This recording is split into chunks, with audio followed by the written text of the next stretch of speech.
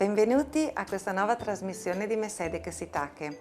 Anche oggi abbiamo una ricetta semplice perché parlo sempre di ricette friulane fatte in casa, quindi vediamo subito gli ingredienti che sono farina, uova, limone, zucchero a velo, un po' di lievito, il burro, il sale, la vaniglia. La particolarità di oggi è la farina di mais, tutti ingredienti che di solito abbiamo in casa. Ci vediamo tra poco con la ricetta.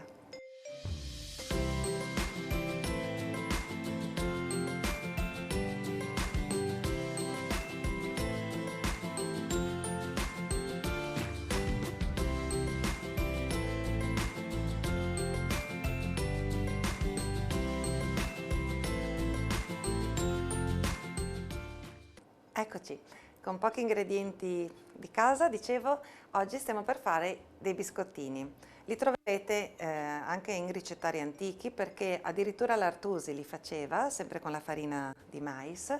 Li potete trovare come gialletti, blavins, polentini o semplicemente biscotti di mais. Si parte dai liquidi e vedrete che oggi facciamo una sequenza che deve essere proprio fatta così. Partiamo dal burro morbido. Io l'ho tenuto fuori già un'oretta in modo che lo posso lavorare tranquillamente, così, a cui aggiungeremo subito lo zucchero. Poi sapete che più tardi vi do gli ingredienti. Cominciamo a lavorare. Per chi ha una planetaria va benissimo anche lavorare il burro con lo zucchero con la spatola piatta, quindi senza incorporare aria, anche con il gancio volendo. Dobbiamo semplicemente far assorbire gli ingredienti. La ricetta che faccio io oggi ha degli ingredienti semplici, non ci sono degli extra per aromatizzare, c'è solo la vaniglia e la buccia del limone. Nelle ricette che si trovano in giro ci sono anche le varianti con i pinoli, con l'uvetta, con le mandorle sicuramente e considerate che però quando li farete anche voi aggiungendo pinoli, uvetta, state attenti a mettere l'uvetta all'interno perché l'uvetta, se la lasciate all'esterno dell'impasto, quando poi vanno in forno tende un po' a bruciacchiarsi, diventa scura, diventa amara e vi rovina il biscotto, perché di base è un biscotto molto buono. Sono dei biscotti friabili e una pasta frolla un po' forte, perché chiaramente non avendo solo la farina 00 che contiene glutine, ma avendo anche il mais che non lo contiene, vi rimane proprio una frolla bella friabile con una bella consistenza. Ecco qua, il burro si è assorbito, o meglio il burro ha assorbito lo zucchero, possiamo aggiungere 2 tuorli d'uovo. Parlando di glutine e parlando di farina, perché ho detto che bisogna mantenere un ordine preciso negli ingredienti? Perché le uova, io sto usando delle uova di casa, quindi non sono tarate con una pesatura standard. Possono avere 50 grammi, 70 grammi. Quelle che si trovano in commercio generalmente sono tarate sui 60 grammi a uovo. Quindi se io dovessi fare una ricetta precisa, peserei le uova e vi potrei dire esattamente il peso di tutti gli ingredienti. Ma noi facciamo ricette di casa, per donne e anche uomini che cucinano in casa, non siamo chef da ristorante e quindi nel momento in cui io vado ad aggiungere il liquido del tuorlo d'uovo è lì che si definirà il peso della farina finale. Adesso aggiungiamo anche la vaniglia, così. Come al solito io uso vaniglia in pomata, usate tranquillamente una bustina di vaniglia in polvere, ha lo stesso effetto, sono solo gusti personali. Ecco, ad esempio io uso la vaniglia in pomata, mi dà del liquido in più. Poi aggiungo il limone, il lievito, il pizzico di sale e la farina di mais. La farina 00 la lascerò per ultima perché? Per 2 motivi. Uno, perché è in quel momento che saprò quanta ne va, per dare la consistenza giusta all'impasto. E 2, perché se lavoriamo la farina 00 troppo a lungo, il glutine che contiene tende a fare un po' colla. Quindi partiamo dai liquidi ricordiamoci questo trucchetto semplice semplice, la farina dopo lo zero la metteremo alla fine. Un'accortezza, io non ci penso tanto perché ho 2 alberi di limoni in casa, sì, non in casa, in giardino chiaramente, e quindi ho limoni che hanno sicuramente una buccia edibile. Fateci caso, quando fate la spesa, di solito è scritto in piccolino se la buccia del limone è edibile, perché è vero che poi vanno cotti, ma le sostanze chimiche, insomma, non è che spariscono completamente. Quindi un po' di attenzione quando fate shopping al supermercato. L'ideale è chiaramente rivolgersi a piccoli negozi locali, chilometro zero, dove avete un limone più fresco, anche perché anche qua in Friuli, se così riservati un pochino in un'orangeria o in una piccola serra o insomma coperti, i limoni durano tutto l'anno e continuano a fruttificare tutto l'anno. Se vi piace potete aromatizzarli anche con l'arancia, ma se fate questi di base la prima volta e la seconda, in modo che vi vengano molto bene nella base, poi vi potrete sbizzarrire con le vostre ricette e inventarle anche nuove. In questo momento la mia cucina è profumatissima di limone, perché i limoni li ho raccolti mezz'ora fa e quindi stanno sprigionando tutto il loro profumo. Il bello di cucinare è che facciamo anche aromaterapia gratis. Un pizzico di sale, perché sapete che quando usiamo la farina ci vuole un pizzichino di sale sempre, anche quando facciamo le creme, la crema alla vaniglia, la crema al cioccolato, un pizzichino di sale fa sempre da quello sprint e aiuta a esaltare gli altri gusti. A questo punto ci metto il lievito, ne basterà un cucchiaino raso. Io uso una farina friulana, è abbastanza grezza, mi piace proprio questa consistenza grezza, non usate le precotte. Le precotte per fare i biscotti proprio non vanno bene. Ecco, con le dosi che ho usato io oggi, vedete che per l'impasto, per creare poi dei biscotti, ci siamo quasi. Ed è una frolla estremamente facile da fare. Adesso mi metto i guanti perché comincerò a impastare a mano con la farina 00. Per chi sta lavorando con la planetaria, a questo punto è sufficiente continuare a mescolare ed aggiungere a piccole manciate la farina, fino a quando vedete che incorda molto bene sul gancio o comunque rimane appallottolato sulla spatola piatta. Io che lavoro a mano faccio così, spolvero il piano di lavoro con una quantità di farina che a occhio ormai li faccio spesso questi biscotti perché sono facili, si fanno in pochissimo tempo e piacciono un po' a tutti. Ci verso sopra il composto, così. E comincio a far assorbire la farina maneggiando il meno possibile l'impasto. Quindi tiro su la farina, schiaccio, non faccio l'allungamento in modo che non si formi una pasta filata come quella del pane per capirci, ma rimanga una frolla, quindi con quella consistenza friabile. Semplicemente lo manipolo un po' affinché la farina venga assorbita.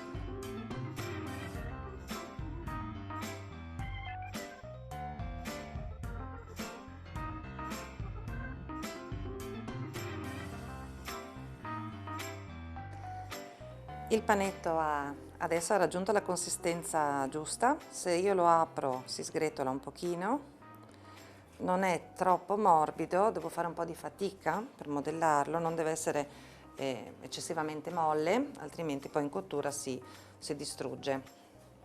Ne facciamo un cilindretto, tagliamo dei pezzetti,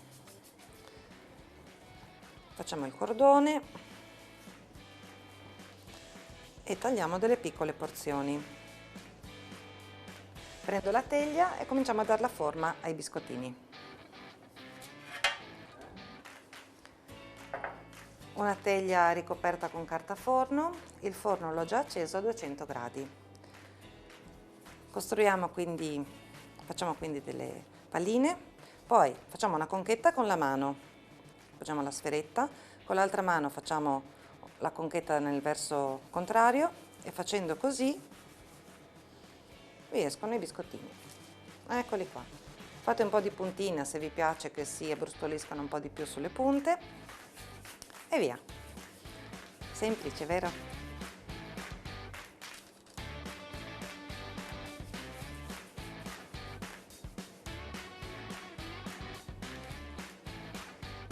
È chiaro che se vi fa piacere potete anche dargli delle forme più particolari. Se giocate con i bambini fate magari la forma di pupazzetto. E il biscotto così più artigianale è questo, perché io penso sempre a ricette che venivano fatte nelle cucine semplici, che magari non avevano tutti gli attrezzi che abbiamo oggi in cucina e che si trovano ovunque su Amazon o anche nei negozi insomma, più specializzati. A me piace andare qui vicino a dove abito io, c'è un bel negozio di casalinghi e ha sempre tante formine, stampini e trovo delle cose simpatiche. Quindi non serve andare lontano, ecco, anche qui da noi in Friuli si trova tutto. Per chi non è abituato a fare spesso biscottini, una raccomandazione sicuramente importante. La prima è divertitevi a cucinare, a fare i biscotti, a offrirli agli amici. Questi tra l'altro si possono anche mettere nei sacchettini con un fiocchetto e regalare quando andate a una visita, un compleanno, così è sempre un bel pensiero, qualcosa di fatto in casa. E questa era la, come posso dire, l'informazione inutile, ecco.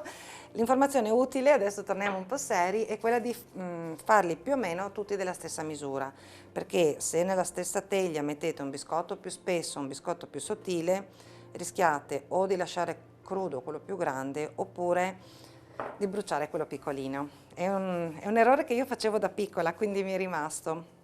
Non so chi di voi ha usato il dolce forno, io sì, e con quella lampadina sfornavo delle meravigliose tortine per le mie bambole. Quello è stato il mio primo corso di cucina. Ho fatto un corso al Civiform, ho frequentato insomma altre scuole, sia qua in Friuli ma anche in giro per l'Italia perché per qualche anno ho vissuto fuori da qui.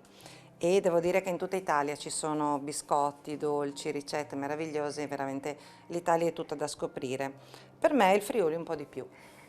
Io mi fermo qui, inforniamo, così tra qualche minuto sforniamo e assaggiamo.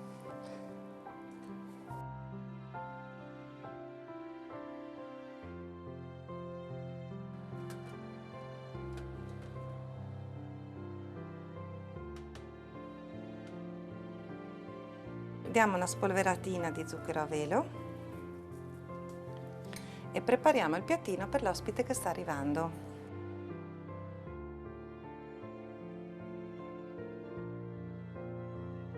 Possiamo prepararli per un tè, per un caffè, per un liquorino.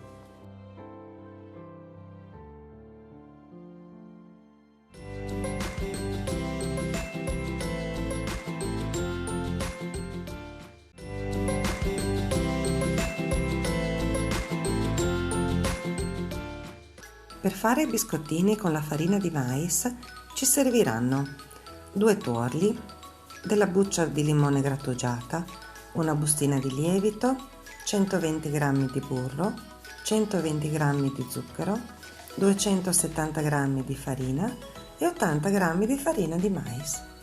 Oggi è una giornata speciale per me, abbiamo un'ospite straordinaria. Grazie. È una donna che vive in Friuli, ha una carriera internazionale, lei è una soprano, nonché pronipote di Boris Pasternak. Abbiamo con noi Selma Pasternak. Benvenuta. Grazie mille a te, grazie a tutti i nostri spettatori che ci stanno guardando. Veramente è stata una bellissima sorpresa questa tua proposta, questo chiamarmi in cucina qua meravigliosa e senti, ti posso dire, mi ha abbracciato un profumo di limone fantastico, cosa che io poi adoro in cucina anch'io. E appena entrata dalla porta, wow, stupendo, proprio. Ma cosa mi hai preparato di buono? Ti ho preparato dei biscottini con la farina della polenta e dei limoni che ti ho raccolto stamattina proprio per averli freschi freschi. Con le tue manine? Sì, ce li ho nell'orto. Fatte tutto quanto Fatto con amore? tutto, sì, sicuramente. Allora senti, se ti fa piacere, io proporrei, no, un assaggio. Tu, visto che parliamo di gola, quello che so fare io di gola, ovvero ti accenno un pezzettino a tu che mi hai preso il core. Oh, Ok, grazie. Per tutti quelli che lavorano, fanno le cose sempre con amore. È un pezzettino dall'operetta di Franz Lehár e fa così. Che m'hai preso il cor, sarai per me il solo amore. No, non ti scorderò, vivrò per te sognerò,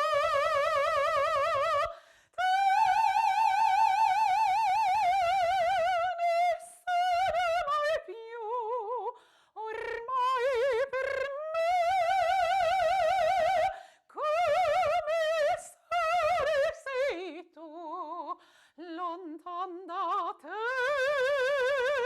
e morir d'amore, perché sei tu che m'hai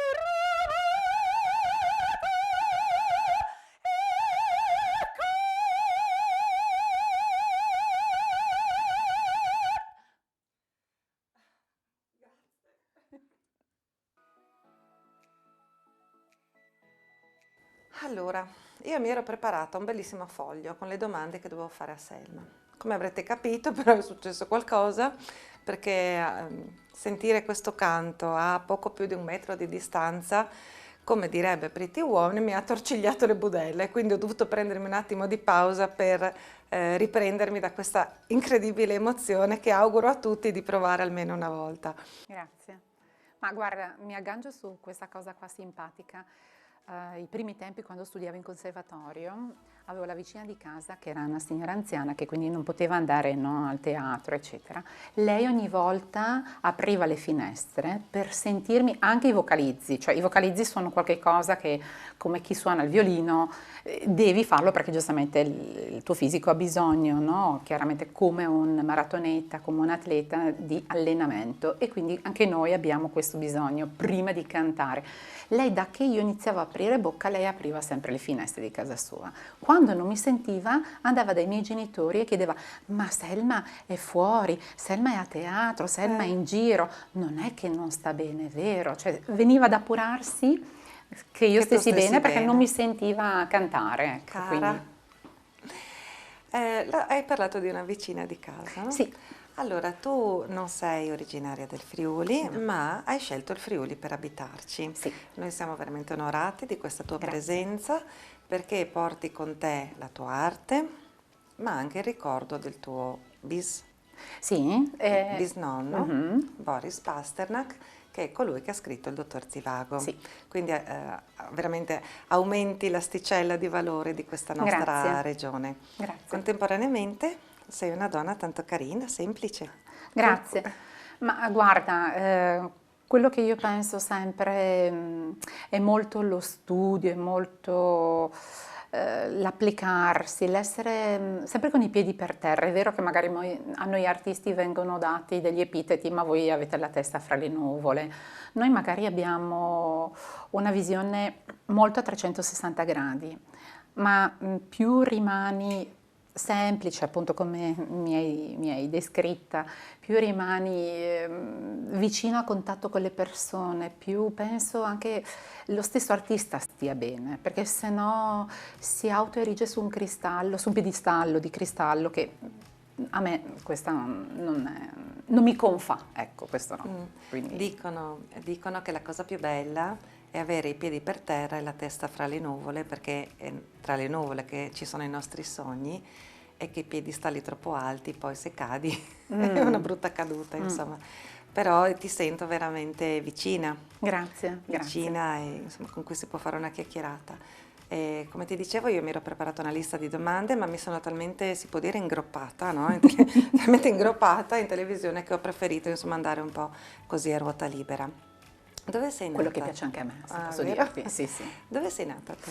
Allora, io sono nata a Brescia, ma poi ho sempre vissuto un po' in giro per l'Europa, perché con i vari nonni, zii, in quanto sia mia mamma che mio papà non sono italiani, e quindi io mi sento molto figlia di Dio e cittadina del mondo. Ecco. Bello.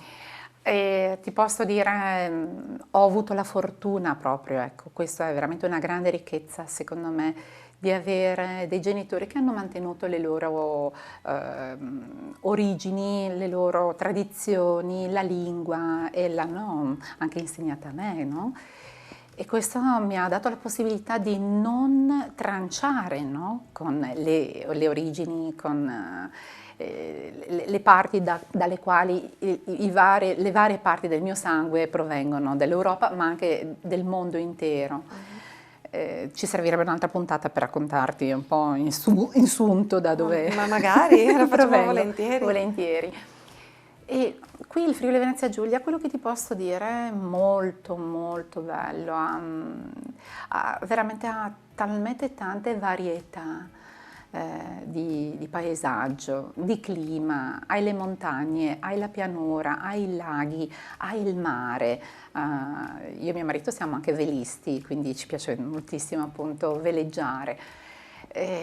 Abbiamo tutto e mi sento parte integrante. Och dabei är anche un po' på Furlan. Ottimo, Ecco. Vintangus che mai, Viot. Sì. E quindi ecco, veramente mi piace moltissimo, questa terra qua è baciata, ecco, si sta bene, c'è gente, voi friulani siete soprannominati grandi lavoratori, no? Ma avete un cuore, sapete anche fermarvi, dedicarvi al prossimo, aprire la casa, no? Offrire quello che avete. E non è sempre Non è così da poco. scontato, no, no. È Quindi vero. E sai che il Friuli ha una lunghissima tradizione, anche delle cose che arrivano dai Celti. Una delle tradizioni celte che sono ancora mantenute sono i pignaroi. Mhm. Tu li conosci benissimo perché il 6 gennaio compi gli anni, è il tuo Vero. compleanno, quel giorno lì. E, ti voglio chiedere una cosa, non un pettegolezzo, ma per una donna nata il 6 gennaio è facile che ci siano stati quelli che oggi si chiamano episodi di bullismo. Ci sono stati Ma e allora, facci sapere, soprattutto per le ragazze che ci ascoltano, certo. con la personalità come si superano queste cose. Allora, guarda, ti dirò due esempi. Uno è in positivo, che c'è un nostro carissimo amico di famiglia che immancabilmente mi fa gli auguri sempre il 7, perché si vergogna di farmeli il 6, non ce la fa, no, di farmeli il 6 di gennaio, proprio perché non vuole essere frainteso. Ma questo è un signore adulto. Quando ero ragazzina mi è capitato più e più volte, insomma, di essere presente ai Pignarul.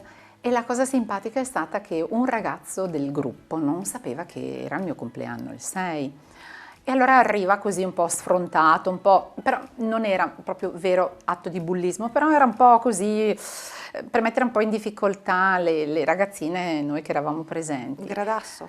Sì, brava, così, però bonaccione, non era, ecco. Ma dice, auguri voi donne, che è la vostra festa.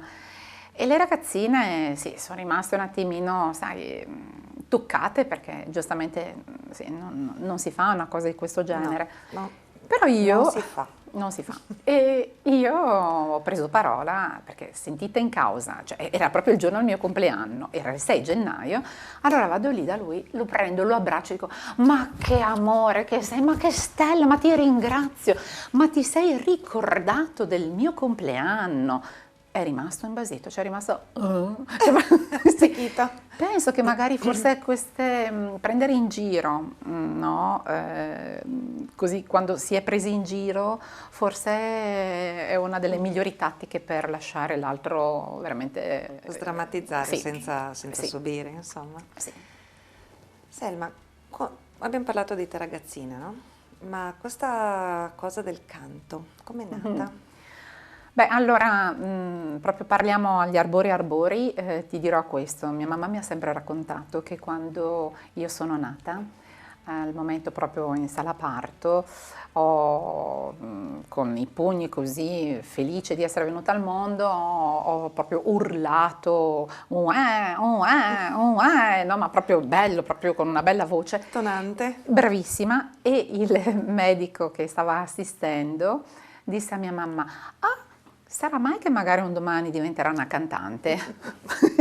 Mia mamma Sarà mai? sì, se l'è segnata proprio sul famoso diario della mia nascita.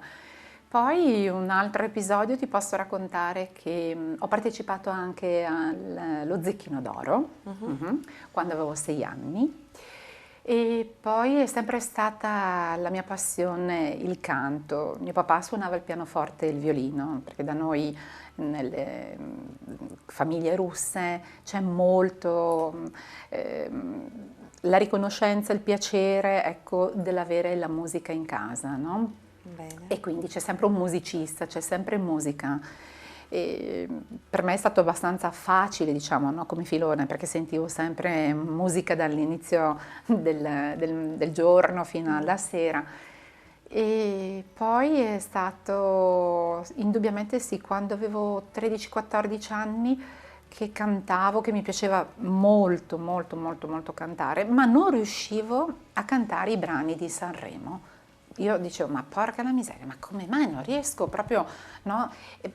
Perché? Perché la mia voce era già impostata liricamente e quindi c'era il vibrato naturale e non riuscivo a imitare i cantanti.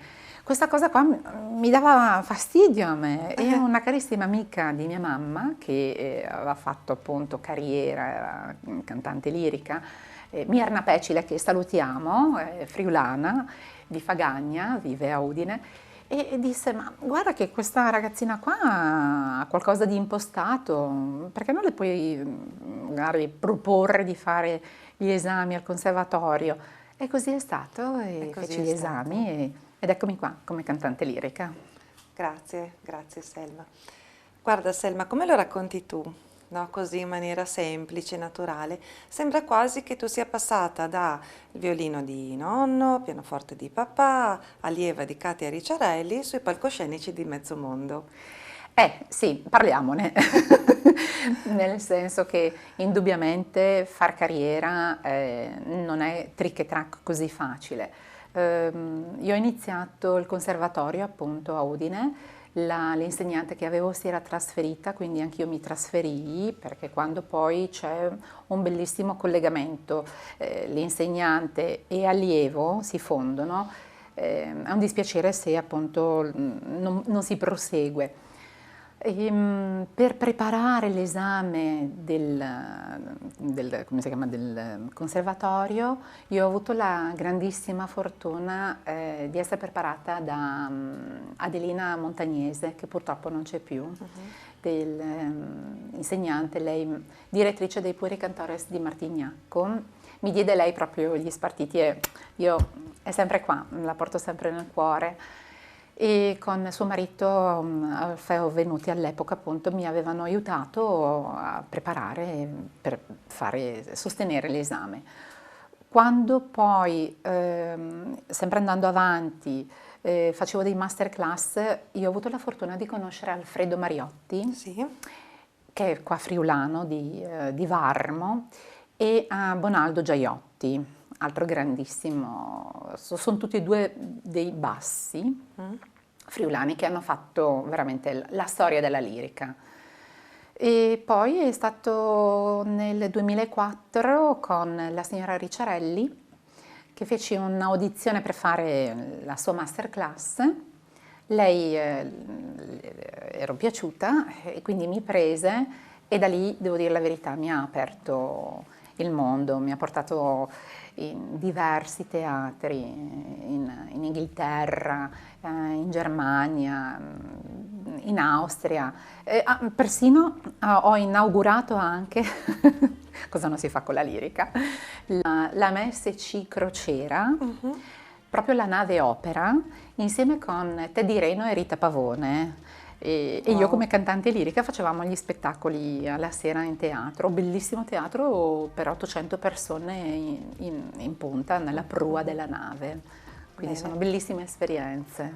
Selma, sai che purtroppo in televisione abbiamo dei tempi da Certo. rispettare. Vorrei riaverti, Volentieri, se volentieri. puoi, con i tuoi tempi, Certo. ritornare in trasmissione perché sicuramente insomma, i telespettatori hanno piacere di ascoltarti anche così un po' in privato, diciamo. Ti lascio con i tuoi biscottini, facci sapere Tutti come per sono. me? Tutti per te. Urca. Volentieri. Grazie.